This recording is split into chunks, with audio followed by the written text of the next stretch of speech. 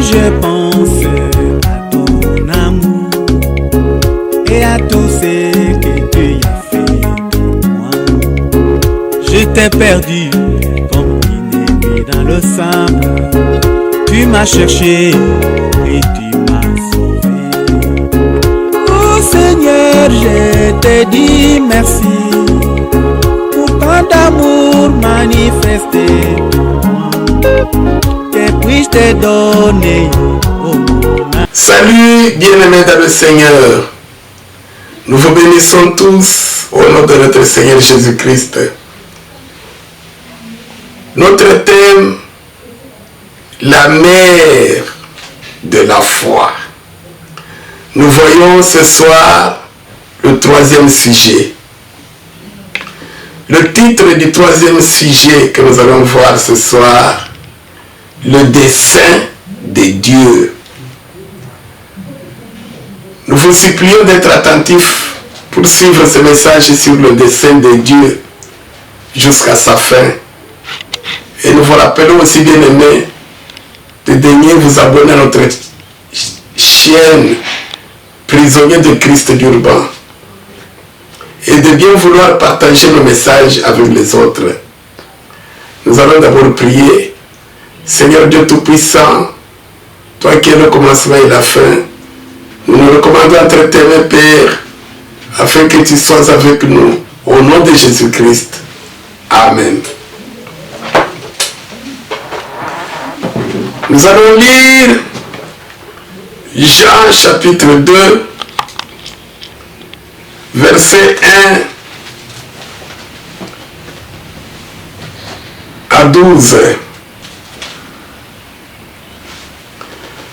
3 jours après, il y eut des noces à Cana en Galilée. La mère de Jésus était là. Et Jésus fut aussi invité aux noces avec ses disciples. Le vin ayant manqué, la mère de Jésus lui dit, « Ils n'ont plus de vin. » Jésus lui répondit, « Femme, qu'y a-t-il entre moi et toi? Mon heure n'est pas encore venue. »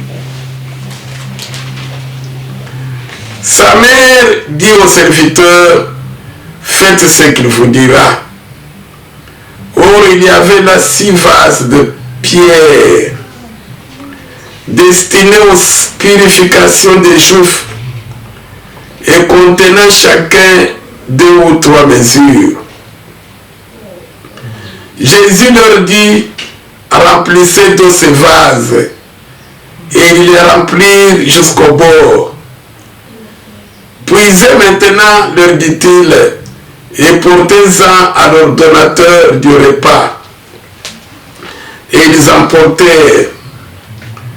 Quand l'ordonnateur du repas eut goûté l'eau changée en vin, ne sachant d'où venait ce vin, tandis que les serviteurs qui avaient puisé l'eau le savaient bien, il appela l'époux. Il lui dit, « Tout homme sert d'abord le bon vin, puis le moins bon après qu'on s'est enivré. Toi, tu as gardé le bon vin jusqu'à présent. » Tel fut à Cana en Galilée le premier des miracles que fit Jésus. Il manifesta sa gloire et ses disciples crurent en lui. Après cela, il est descendu à Capernaum avec sa mère, ses frères et ses disciples, et ils n'y demeurèrent que peu de jours. Amen. Nous allons ajouter un verset dans Romains chapitre 8, verset 28. Nous Nous savons du reste que toutes choses concourent au bien de ceux qui aiment Dieu, de ceux qui sont appelés selon son dessein. Amen. Le dessein de Dieu, la mère de la foi. Nous avons lu les Saintes Écritures. Nous avions suivi dans les 2 premières parties comment Marie avait reçu la visitation de l'ange et la promesse qui lui avait été faite de concevoir et mettre au monde le sauveur d'Israël. Celui-là qui va s'asseoir sur le trône de David éternellement. Et l'ange avait dit à Joseph, prends ta femme, car cette grossesse vient du Saint-Esprit. Ta femme enfantera un fils qui sauvera Israël de ses péchés. Bien-aimés dans le Seigneur, nous avons lu quand l'enfant Jésus avait grandi. Il a commencé son ministère à environ 30 ans. Nous allons voir comment il a opéré son premier miracle, son tout premier miracle. Et les circonstances qui l'ont amené à opérer ce tout premier miracle. Marie, la mère de Jésus, était invitée dans une fête à Cana. Jésus aussi, son fils premier-né, était invité. Il venait de composer son équipe de disciples, apôtres, 12. Ils sont partis, Marie, la mère, Jésus avec ses disciples et d'autres invités étaient là. Nous avons lu, la fête a commencé, les gens mangeaient, ils buvaient. Il est arrivé que le vin était fini, terminé, épuisé. Pendant que la fête était encore en cours. Écoutez une chose qui étonne. Marie, voyant que la fête risque d'être gâchée, la fête risque d'être troublée parce qu'il n'y a plus de vin. Elle va vers son fils premier-né. Elle va vers Jésus. Parce que Marie connaissait qui était Jésus. Marie savait très bien que ce n'était pas un enfant normal. Ce n'était pas un enfant né d'un homme et d'une femme, biologiquement parlant. Que c'était lui-même, Emmanuel, Dieu avec nous, le Tout-Puissant, la puissance du Saint-Esprit. Marie va aller dire à son fils, ils n'ont plus de vin. Écoutez un peu ce qu'il dit, ils n'ont plus de vin. Parce que Marie savait très bien que son fils était capable de donner la solution à ce problème. Et c'était publiquement dans la fête. Ils n'ont plus de vin. Maintenant, écoutez la réponse du fils. Parce que tous savaient très bien que Jésus était un enfant normal de Joseph et de Marie. Le secret était entre l'ange et Marie.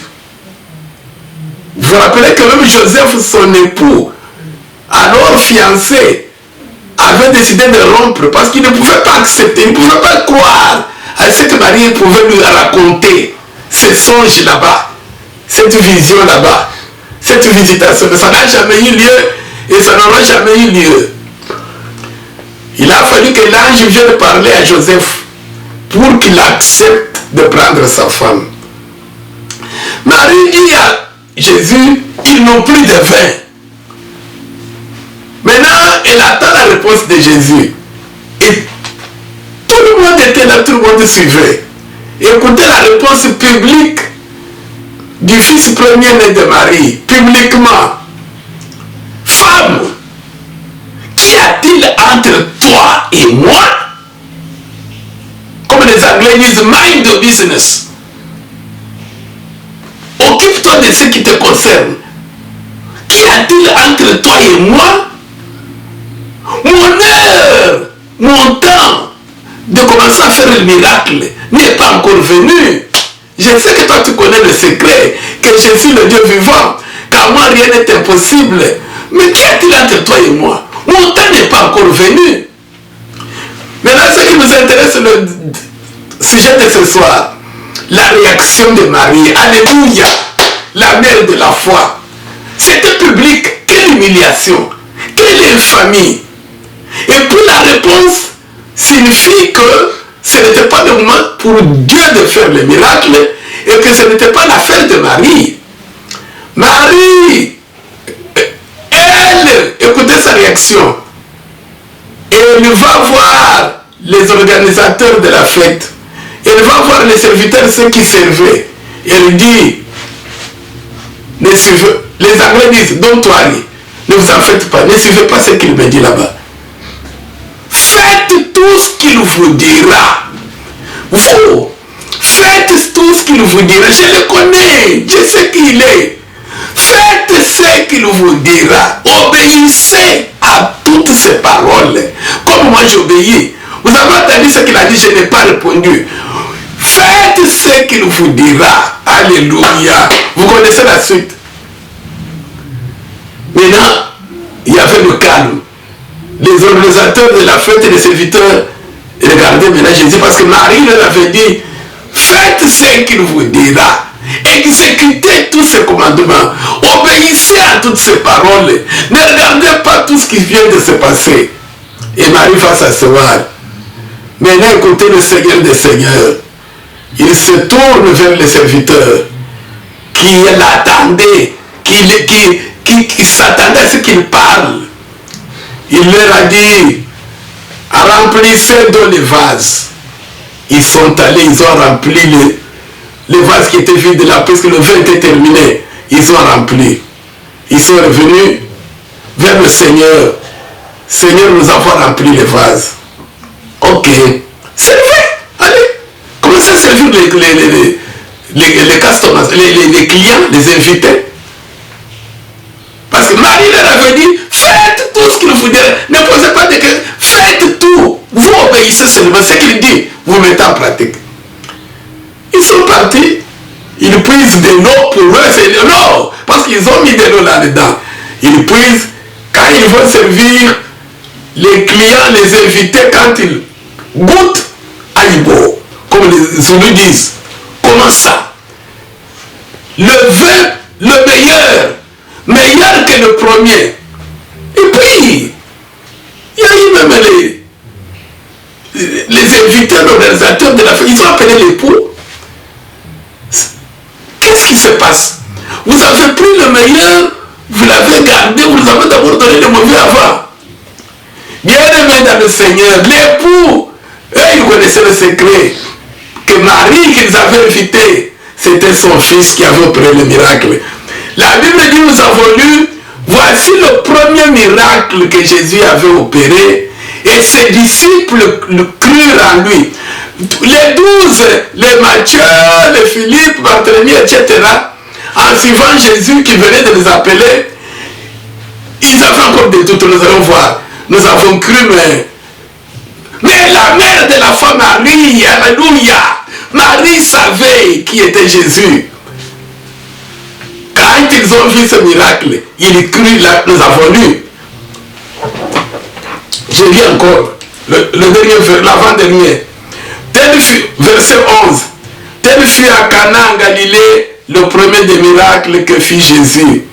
Il manifesta sa gloire et ses disciples crurent en lui. Et les disciples maintenant, ils crurent en lui. Croire, avoir la foi. Quand Jean, 6 mois, Matthieu, 6 mois, Nathanaël, 6 mois. Peut-être toi aussi tu es disciple de Jésus, tu es un enfant de Dieu, tu prêches la parole de Dieu, mais tu n'as pas encore cru en lui. Tu n'es pas encore devenu la mère de la foi comme Marie. Je veux directement au message, le dessein de Dieu. Marie qui connaissait tout, que celui-ci est le Dieu vivant. Mais il vient de m'humilier publiquement. Femme toi et moi. Mon heure n'est pas encore venue. Toutes ces souffrances que je viens d'avoir, que je viens de traverser publiquement, c'est pour mon bien. Toutes choses concourent au bien de ceux qui aiment Dieu, de ceux qu'il a appelés selon son dessein. Mes souffrances qui viennent de la part de Jésus, Jésus va les transformer, ça deviendra du bien. Il opérera un miracle. Vous, serviteurs, faites ce qu'il vous dira. Je sais que le mal que je traverse dans ma vie, Dieu va le changer en bien. Mon travail, c'est d'obéir, d'exécuter, de faire tout ce qu'il me dit de faire. La mère de la foi, c'est le chrétien, c'est l'église, c'est l'épouse, c'est la chrétienne qui pour lui, pour elle, toutes choses qui arrivent dans sa vie, les bonnes et les mauvaises, de la part de l'Éternel, ça concourt à son bien. Pendant les souffrances, il obéit totalement à la parole de Dieu. Pendant les non-souffrances, la paix, il obéit totalement à la parole de Dieu. La mère de la foi, c'est la personne qui, après avoir suivi Jésus, après avoir cru en Jésus-Christ, il aime le dessein de Dieu. Tout le chemin que Dieu lui fait traverser dans sa vie, lui demeure dans l'obéissance à la parole de Dieu, parce qu'il sait que toute chose pour lui, c'est pour son bien. Ça va concourir à son bien. Son Dieu ne peut pas avoir un mauvais plan, ne peut pas avoir un mauvais projet sur lui. Dieu a toujours des projets de paix et de bonheur pour lui. C'est ça la foi. C'est ça la mère de la foi. Nous avons cru en Jésus-Christ. Quand tout va bien, pour nous, nous obéissons à la parole de Dieu. Nous allons à l'assemblée, nous prions, nous chantons. Mais quand ça va mal, nous stoppons. Nous sautons de la crainte de la parole de Dieu. Nous sautons en dehors de la parole de Dieu. Nous commençons à nous décourager. La prière descend. Nous ne savons pas que le mal qui nous arrive, Dieu le permet pour le changer en bien. Si Marie, par exemple, avait dit, oh, pourquoi mon enfant tu m'humilies comme ça? Pourquoi tu m'appelles femme publiquement? Pourquoi tu dis mon heure n'est pas encore venue? Moi, l'ange m'avait dit que c'est toi le Dieu Tout-Puissant. Si Marie était allée s'asseoir et ne dit rien aux autres, faites ce qu'il vous dira, le miracle n'allait pas avoir lieu. Mais Marie, la mère de la foi, elle a pris toutes ces souffrances comme un moyen par lequel Jésus allait opérer le miracle. C'est lui qui est la mère de la foi. C'est celui-là, le chrétien, qui est en train de marcher derrière le bon berger. Le bon berger, nous sommes les brebis. Il nous fait parcourir tous les chemins comme il veut. C'est lui qui a des pensées secrètes pour notre bonheur. C'est lui qui sait ce que tu vas manger demain. C'est lui qui sait l'année prochaine où tu seras. C'est celui qui sait qui sera ta femme, qui sera ton mari. C'est lui qui sait ce que tu deviendras dans la vie. Quand les mauvaises choses t'arrivent, il y a un plan qu'il a. Toi, tu obéis aveuglément à sa parole. Et même le dessein de Dieu, c'est obéir totalement et aveuglément à la parole de Dieu pendant les souffrances. Car ces souffrances, comme ça vient de Dieu, c'est son dessein est bon pour moi. Toutes choses pour moi concourent à mon bien. Parce que c'est le dessein de Dieu. Le dessein, c'est la volonté de Dieu. Un enfant de Dieu doit marcher dans la volonté de Dieu. Quand toi tu crains Dieu, toi tu pries, toi tu vas dans ton église pour écouter la parole de Dieu, tu marches dans l'obéissance à la parole de Dieu, toutes choses qui t'arrivent, bonnes ou mauvaises, sache que ça concourt à ton bien. Continue à obéir Dieu. Alléluia. Voilà le troisième sujet. Ainsi, nous avons lu dans Romains, toutes choses concourent au bien de ceux qui aiment Dieu, de ceux qu'il a appelés selon son dessein. Jésus-Christ a opéré le premier miracle suite à la foi de Marie, qui devant ces paroles dures de l'Éternel. Qui a-t-il entre toi et moi, femme? Mon heure n'est pas encore venue. Malgré que son heure n'était pas venue, il a opéré le miracle. Sachez très bien que ce n'était pas un accident. Il n'y a pas d'accident chez Dieu. Il n'y a pas de hasard chez Dieu. C'était dans le plan de Dieu le premier miracle. Maintenant, pour que ce miracle ait eu lieu, il fallait la foi. Il fallait la mère de la foi. Pour elle, les souffrances. Pour elle, les souffrances, c'est le chemin de Dieu par lequel Dieu va le bénir. Et ainsi, bien aimé, quelque chose qui t'arrive dans ta voie, Dieu t'a donné certaines promesses dans un songe, dans une vision, dans une prophétie, dans sa parole, et tu es en train d'attendre. Quand tu vois qu'il y a certaines mauvaises complications qui arrivent, obéis toujours à la parole de Dieu. C'est qui a-t-il entre toi et moi? Ce qu'on avait dit à Marie, c'est ce qui t'arrive. Qui a-t-il entre toi et moi? Mon temps n'est pas encore venu. Toi, continue à obéir à la parole de Dieu. Tu verras le résultat. Le dessein de Dieu, c'est le résultat final de Dieu. Le résultat final de Dieu dans la vie de son enfant a toujours été pour son bien, parce qu'il est écrit, Dieu forme toujours des projets de paix et de bonheur pour son enfant. Le malheur peut arriver maintenant, mais la finalité, la fin, le plan de Dieu à la fin, c'est pour ton bien. La foi, nous avons compris le troisième sujet, c'est aimer le dessein de Dieu. Nous allons lire un verset, avant de continuer, dans Acte 28. Disons Acte rapidement 28. Nous allons voir celui qui a dit toutes choses concourent au bien de ceux qui aiment Dieu, de ceux qu'il a appelés selon son dessein. C'est l'apôtre Paul, vous le connaissez, dans son épître aux Romains. Acte 28.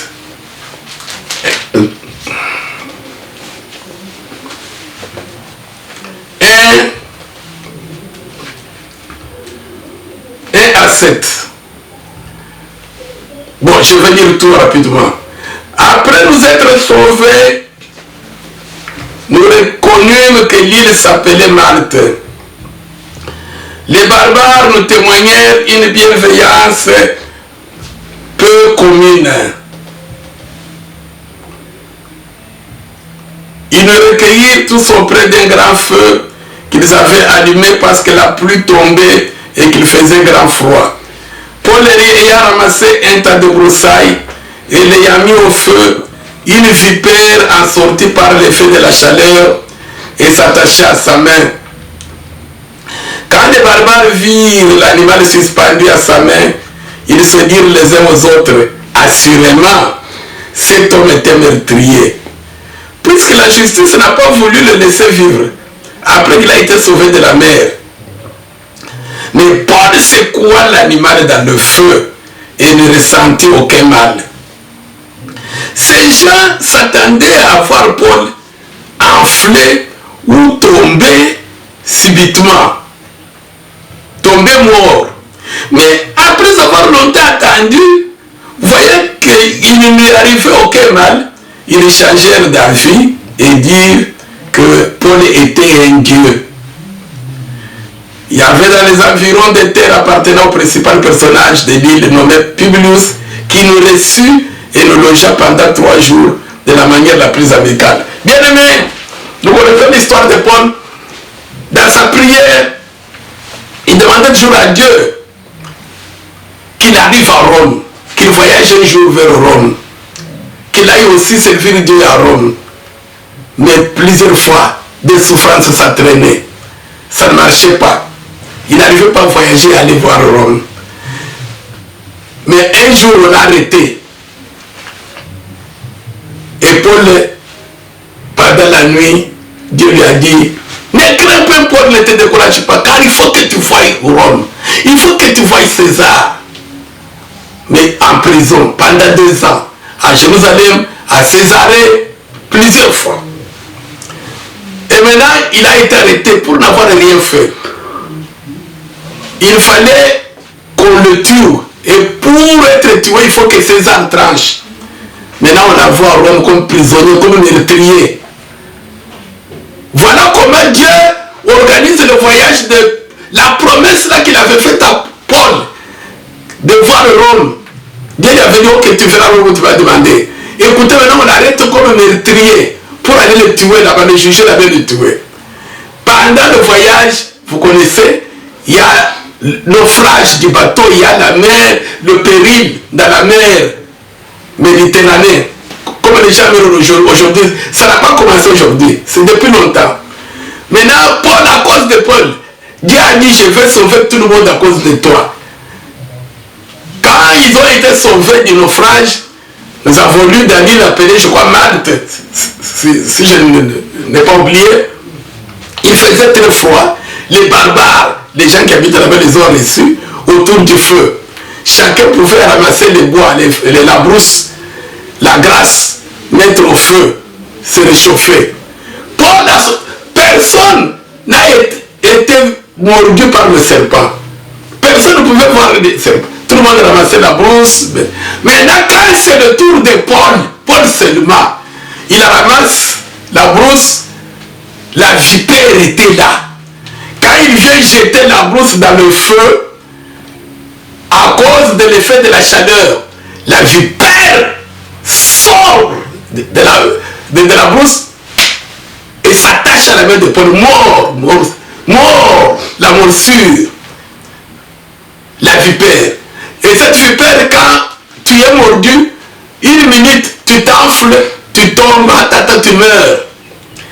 Maintenant, c'était publiquement tout le monde. Maintenant, les barbares, les habitants du pays, quand ils ont vu ça, ils disent, cet homme, il vient d'être sauvé du naufrage dans la mer. Ah, c'était vraiment meurtrier. Vous voyez comment Dieu est en train de le frapper. Après être sauvé de la mer, maintenant il va mourir de la vipère. Quand Paul, voyant que la vipère était suspendue dans sa main, tout le venin, la vipère, Maintenant écoutez Paul, il fait comme ça, il secoue. Il sait très bien que, Paul n'a pas dit, mais comment cette vipère? Seulement moi, tout le monde a ramassé les bras. Seulement moi, non. Il sait que non. Comme Dieu permet que cette vipère me morde seulement moi, c'est pour mon bien. Ça va concourir à mon bien. Parce que c'est son dessein. Toi, tu allais dire, les sorciers, les magiciens. C'est pourquoi tu as des problèmes. Si vous voyez aujourd'hui les gens qui ont des problèmes avec tout le monde, ce sont les chrétiens. Les chrétiens. Et surtout, excusez-moi, les chrétiens congolais. C'est du non, c'est la sorcière là-bas. C'est la sorcière là-bas. C'est cela. Bien aimé, à partir du moment où tu as crié en Dieu, tu appartiens à Jésus-Christ. Dans le désert, tu n'entendais jamais Israël dire, oh ça c'est Satan. Non, c'est toujours éternel. Pourquoi l'éternel? Paul a dit, c'est son dessein. Comme il a permis, c'est pour le miracle qu'il veut faire. Il a secoué. Paul n'est pas mort. Maintenant les gens ont dit non, cet homme c'est un Dieu. À partir de là, la nouvelle s'est propagée. Le gouverneur, le chef du pays là-bas les a appelés. On a reçu Paul, les miracles. Il a guéri le père qui était malade. On leur a donné les habits, l'argent pour voyager. Bien aimé, brièvement le temps déjà termine. Toutes choses concourent au bien de... Et Paul était arrivé à Rome. La promesse de Dieu. Dieu est fidèle à ce qu'il dit. Mais c'est nous qui nous demeurons infidèles. Comment? Nous n'aimons pas le dessein de Dieu. Nous devons être la mère de la foi comme Marie. Et aimer le dessein de Dieu. Quand il y a des persécutions, les souffrances, pour nous, Dieu veut les changer en bien. Marchons dans l'obéissance totale à la parole de Dieu pendant les souffrances. Et Dieu va accomplir son dessein. Et son dessein est toujours merveilleux. Que Dieu vous bénisse.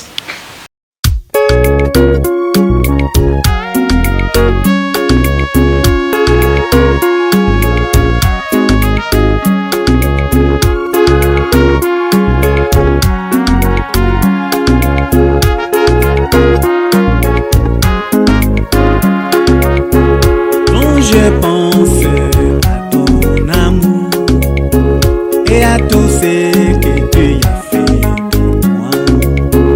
Je t'ai perdu comme une dans le sable. Tu m'as cherché et tu m'as sauvé. Oh Seigneur, je te dis merci pour tant d'amour manifesté pour moi. Que puis-je te donner, oh mon